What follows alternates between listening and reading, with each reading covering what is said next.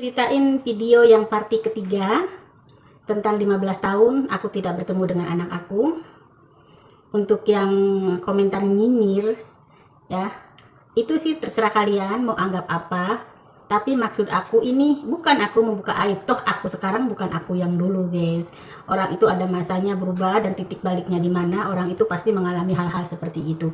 Ini adalah jejak digital yang aku bikin, semoga sampai nanti ini channel YouTube aku tidak bermasalah hingga anak yang aku ceritain di video ini bisa mencari jejaknya. Kenapa ini semua terjadi? Dan untuk sekarang aku ini belum punya nyali untuk mengatakan ini loh ibu kamu. Ya, bukan berarti aku tidak berani, tidak.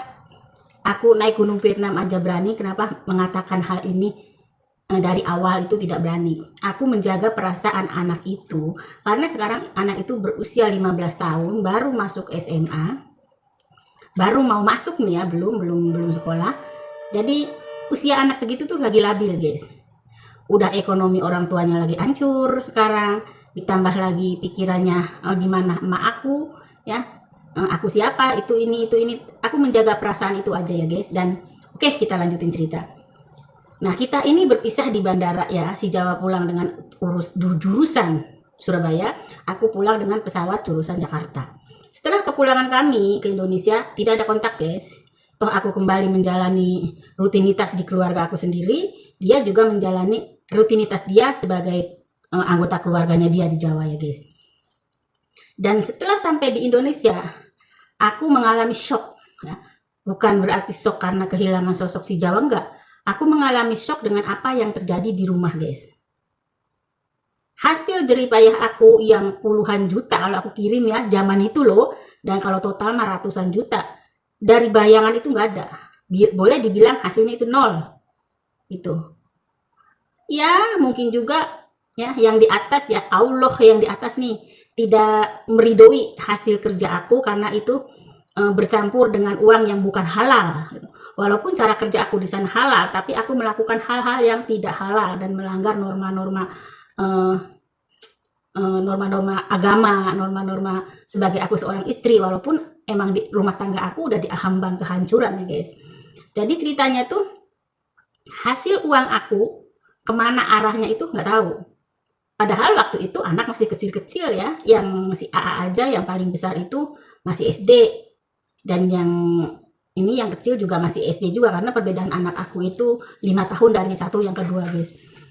Sedangkan anak yang SD ini nih, yang paling gede ini SMP kelas 1 kayaknya ya sekitar segitu deh. Dia itu curhat ke aku, bapak itu kalau dikirimi sama mami bilangnya tuh cuma 2 juta 3 juta, kok tahu rekeningnya sampai puluh-puluh juta mami, kemana uangnya? Anak segitu dia bisa curhat. Aku bilang lah, tanya sama bapakmu kemana gitu. Dan ditanya itu pun sama aku nih sebagai masih istrinya saat itu, dia diam 1000 bahasa, diam, karena orangnya juga emang pendiam. Aku bilang kalau uang itu udah habis pakai ini itu, asal ada kisaran nih uang aku tuh sekian ratus juta, tetap dari mulutnya tidak bersuara apapun. Nah di situ aku tuh udah apa ya, kalau orang bilang mah udah galau berat gitu ya, udah jadi berbaliknya tuh udah malas ke suami. Nah yang terusnya yang bikin fatal, rumah aku tuh waktu aku tinggal ke Korea udah di keramik, pulang dari Arab itu udah tahap perbaikan ya, karena aku berangkat ke Arab itu rumah baru berdiri ya, rumah bata baru berdiri, istilahnya tuh dalamnya aja masih tanah gitu guys. Nah dari pulang dari Arab mulai memperbaiki sedikit-sedikit. Nah dan pulang dari Korea, rumah yang dulu digadein nih, digadein kasarnya kita jual aja nih rumah nih, dulu tuh waktu ke Korea kan aku jual rumah ya, gade rumah istrinya. Dia itu dikembalikan lagi ke aku rumahnya, minta dibayar sesuai dari awal dengan syarat lahan di belakang rumah aku itu dibeli guys. Jadi lahan yang 25 bata ini, jadi luasnya dengan lahan yang di belakang itu 45 bata guys. Dan itu aku belum setahun loh di Korea, baru ya sekitar setahunan lah bisa kebeli lagi. Dan rencana aku di belakang itu dibikin dapur pada umumnya yang emper ke belakang, ada kamar mandi, ada kitchen set gitu-gitu aja. Itu menurut permintaan aku nih ke suami, karena walaupun aku istilahnya selingkuh, aku istilahnya nakal, tapi herannya aku tidak bisa membohongi hasil jeripayah aku ke suami. Orang tua kalau ngasih berapapun, apapun acaranya, dari tangan suami. Itu tololnya aku. Sampai motor dijual, yang katanya buat ongkos ke Korea, nyusul aku. Sampai aku beli lagi. Itu pun, apa ya, dongo kali aku. Dongo banget. Dan kembali ke cerita dapur. Dapur itu dibikin kayak rumah aku kan begini nih. Rumah aku itu termasuk rumah memanjang ke belakang ya. Nah, dapur itu jadi dibentuknya kayak huruf T. Rumah memanjang ke belakang begini, di dapur ini dibikin begini guys. Jadi rumah itu persis begini. Ini dapurnya lurus, ini ke sini. Intinya dapur aku seperti letter T, huruf T rumahnya itu. Dan yang gilanya lagi, bangunan untuk dapur lebih besar daripada bangunan rumah. Jadi 2 rumah memanjang begini, 1 rumah motong begini. Kenapa aku nggak tahu? Zaman dulu kan nggak ada video call ya. Yang punya telepon aja, handphone aja udah jarang banget gitu, jarang banget. Aku percaya aja. Yang bilang katanya air keran tinggal kucur, dapur udah rapi, udah keramikan, itu bohong, bullshit semua guys. Bullshit semua. Dapur itu kayak tanahnya itu kayak telah sawah. Kalau daerah aku kan Indramayu, kalau musim panas sawah itu telahnya segini-segini, kaki aku aja bisa jeblos, itu percis. Jadi bangunan dapur itu baru berdiri kokoh, bangunannya sih kokoh emang karena suami aku itu termasuk ahli bangunan gitu ya, kokoh banget. Cuman yang namanya dapur udah rapi, udah kitchen set, udah apa, itu baru cor-corannya buat tempat gas. Itu bullshit sama sekali. Dan setelah banyak yang bilang ini itu, suamiku itu ikut kayak semacam apa ya, jamaah gitu loh guys, yang selalu ada acara rutin pengajian ini itu, dan salah kaprahnya setiap acara itu dia selalu mendoakan aku. Oke lah kalau doa-doa yang baik ya, oke lah aku juga di sana baik-baik aja. Jadi seolah-olah menundukkan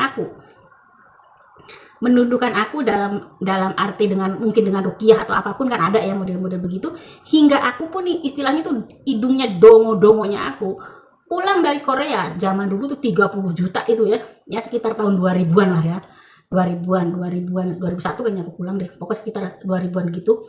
30 juta itu banyak guys. Dan aku ngambil uang, nuker uang ke bank BCA sama suami aku, seperak pun aku nggak pegang ini uang, aku serahin semua ke suami. Aku sadar, aku ikhlas gitu loh. Padahal di hati kecil aku rasa untuk berumah tangga itu udah nggak ada. Dari berangkat pun udah nggak ada, dari berangkat ke Korea pun. Dan uang 30 juta itu dipegang semua sama suami aku. Dia ngasih 1 lembaran dengan total penuh sampai bawah. Yang semua itu dengan anggota keluarganya, dengan kakaknya hutang segini, dengan ini hutang segini, berderet itu guys. Gitu. Dan aku enjoy aja gitu. Dan kebetulan juga waktu itu kan aku niatnya waktu pulang itu mau nyunatin anak aku yang kedua nih. Mau nyunatin, ada jaipongan, ada arak-arakan, ya punya duit lah ya, judulnya membahagiakan anak. Setelah itu aku pergi lagi rencananya ke Korea ini nih. Nah, di saat aku emang mau hajatan, dulunya si Jawa udah ada kontak kalau aku mau hajatan pulang, dia ada konek ke aku guys. Ada konek dan teleponan, curhat. Akhirnya rasa yang dulu udah, istilahnya udahlah yang udah dengan keadaan suami yang begitu gitu loh. Jadi rasa itu nyambung guys. Tanpa sengaja rasa itu nyambung, dan aku ini kayak apa ya, diperebutkan dalam magic. Ini jujur aku bicara tentang aku, tidak ada yang ditutupi, tidak ada apa. Karena si Jawa juga dia nih ketemu aku tuh bawa semacam air di aqua, ada kayak minyak-minyaknya, beras putih, dia suruh aku minum. Karena dia curiga kalau suami aku itu, kata orang yang di Jawa Timur nih, dia bilang suami aku ini mengguna-gunai aku gitu loh. Dengan maksud menundukkan aku, istilahnya memagari aku begitu supaya jangan berpaling lah ini itu. Aku manut nih minum air dari Jawa Timur. Bahkan badan aku dia ukur sama benang sama paku yang udah dari Pak Kiai katanya begitu. Padahal agama dia Kristen loh guys. Aku manut aja, badan aku diukur pakai benang pakai paku. Jadi dan si suami aku yang di rumah itu bilang ya kalau aku diguna-gunai dari Jawa Timur. Dia juga pergi ke Pak Haji. Jadi antara Jawa Timur sama suami aku yang Jawa Barat itu perang guys. Perang yang diperebutkan ini aku. Ya untungnya aku nggak gila ya. Untungnya nih aku nggak gila. Dan kenapa suami aku bisa tahu sama si Jawa? Karena aku cerita. aku cerita dengan kegendekan aku nih. Istilahnya aku ini kok bisa sebenci itu sama suami aku dengan hal-hal yang aku gambarin di rumah itu tidak kenyataan gitu. Ada lagi yang istilahnya dari orang tua, dari tetangga yang mengatakan suami itu malasnya minta ampun, dan untuk ke anak emang juga nggak dedeh gitu, galak, main gamplang, main mie satu mangkok panas diguyurin ke muka anak aku sama mangkok-mangkoknya ke kepala, itu juga gitu loh. Jadi emang udah nggak normal nih hubungan. Dan selama hampir 4 tahun aku di Korea, pulang ke Indonesia, sekali tidur bareng sama suami, istilahnya melakukan suami istri, itu pun diperkosa. Dengan kasarnya diperkosa. Karena aku nggak mau, aku bilang aku nggak mau. Dan si suami aku itu, dia mau terima aku apa adanya. Toh lu pacaran juga dengan banci gitu loh. Dia selalu bilang lu pacaran dengan banci, dan kamu begini pun karena kamu pergi ke luar negeri, dia bilang. Udah yang udah. Tapi aku kekeh nggak mau. Kalau laki-laki beristri 2, 3 asal adil tidak masalah, satu sama lain saling menerima. Tapi aku tidak mau melayani kamu karena aku udah punya yang ini. Aku bicara jujur sama dia. Itu aku saat itu bener-bener gila guys, gila banget. Tapi bukan berarti aku gila, aku melupakan anak, kewajiban sama aku sama anak-anak aku, enggak. Segilanya aku itu anak aku. Apalagi dengan perilaku orang tuanya, ya bapaknya itu yang enggak punya kasih sayang gitu guys.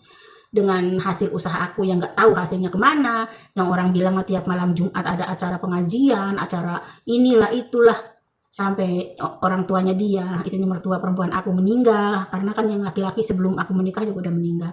Semua istilahnya biaya pemakaman, sampai beli kambing, ini itu hasil usaha aku tidak permasalahkan, karena itu buat kematian aku ikhlas ridho.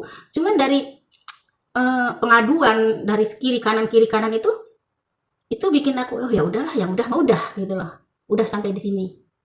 Nah tapi suami aku itu tidak mau menceraikan aku gitu loh, tidak mau menceraikan aku, dan aku pun tidak mau menerima sepeser pun hasil usaha dia, walaupun dia di rumah kerja serabutan gitulah, kerja ada bangunan apa gitu namanya, orang di kampung ya guys, keahlian dia di bangunan ya, begitulah kerjaannya. Aku pun tidak mau, sejak aku pulang aku tidak mau terima sepeser pun hasil uangnya. Lu kamu kalau punya hasil usaha kasihin aja sama anak-anak kamu, aku bilang gitu. Nah selang berapa waktu ya, aku juga mau proses berangkat lagi, gagal karena istilahnya tuh otak aku juga oleng, dan dari pihak keluarga si Jawa juga menentang banget hubungan kami guys. Kami masuk PT bersama dengan bohong-bohong dari orang tua si Jawa, kan kita rencana mau berangkat bareng guys. Itu bagaimana caranya orang tua si Jawa tahu. Pokoknya istrinya penentangan itu sampai emaknya dia nih, ibunya si Jawa mau gantung diri.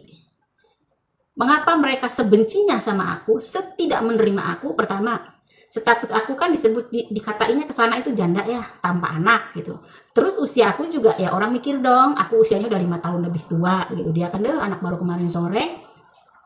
Dan juga dia itu cowok satu-satunya dari ibu bapaknya si Jawa yang laki-laki. Ya itu udah aku ceritain kan. Jadi punya harapan besar generasinya turun nih. Nah sedangkan dia itu bawa cewek ke rumahnya, karena aku pernah dibawa ke sana dengan status buron.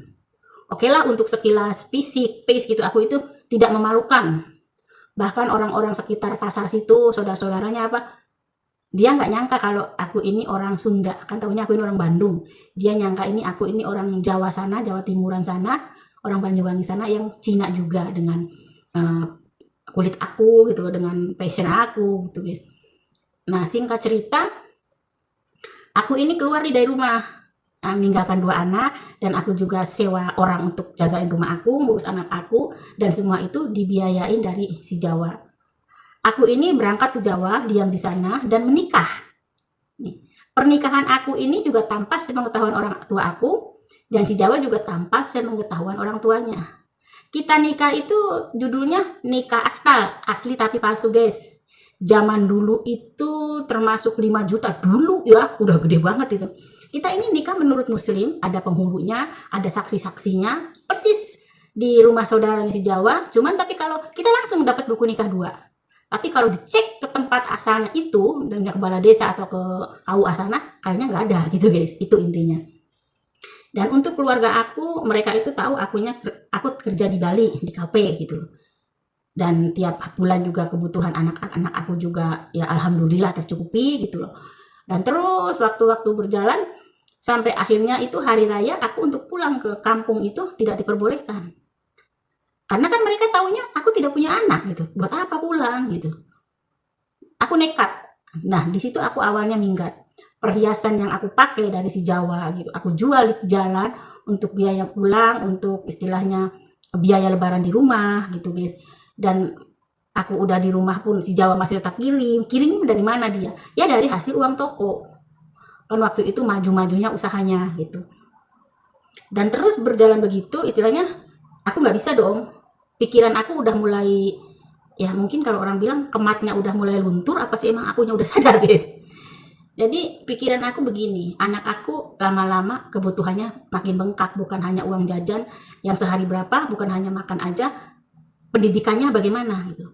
Aku terus terang sama si Jawa, udah deh aku mau keluar negeri lagi gitu loh. Kamu udah cari istri yang baik gitu, yang istilahnya tuh bisa setujui sama orang tua kamu. Dan si Jawa ini kekeh, lu boleh tinggalin aku, kasih aku dulu anak katanya. Karena orang lain belum tentu mau menerima kekurangan aku, apalagi yang gadis gitu loh. Yang janda pun kalau udah tahu aku begini, mereka itu bakal ya udah tahu aku ya udah. Dan dilalahnya itu guys, Allah ini ngasih aku hamil.